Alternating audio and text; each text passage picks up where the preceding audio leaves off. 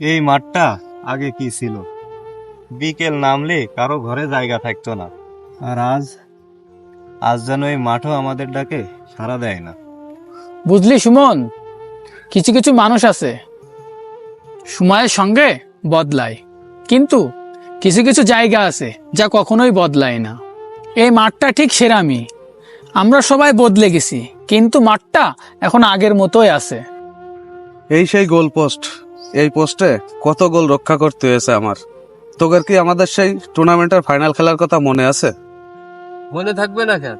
তখন তো তুমিই বলেছিলে যে ট্রফি আজ না হলে আর কখনো ঘরে আসবে না। আর শেষে ট্রফিটা আমরা রিফাতের হাতেই উঠিয়েছিলাম সবাই মিলে। ঠিকই বলেছিস।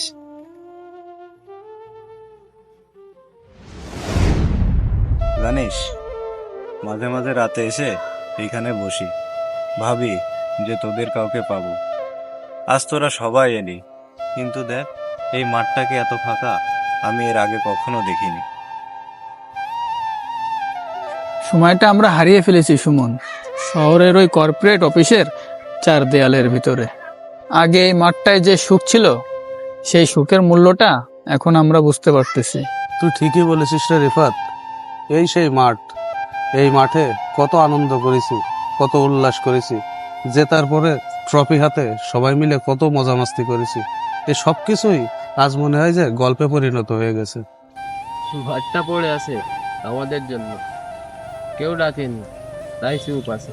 আমরা সবাই ফিরে এলে হয়তো এই মাঠটা আবার প্রাণ ফিরে পাবো। হয়তো হয়তো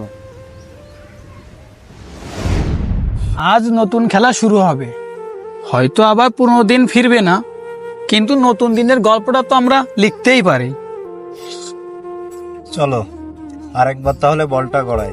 কে জানে কার ছেলে বা কার মেয়ে আমাদের এই খেলা দেখে আবারও উৎসাহ পায়, আবারও জেগে উঠুক আমাদের এই মাঠটি। তাহলে শুরু হোক আজ থেকে আমাদের নতুন গল্প। এই মাঠটা পড়ে নেই, আমরা আছি সবাই, চল। চল। আজকের এই গল্পটি আমাদের প্রত্যেকটা গ্রাম, প্রত্যেকটা পাড়া, প্রত্যেকটা মহল্লার।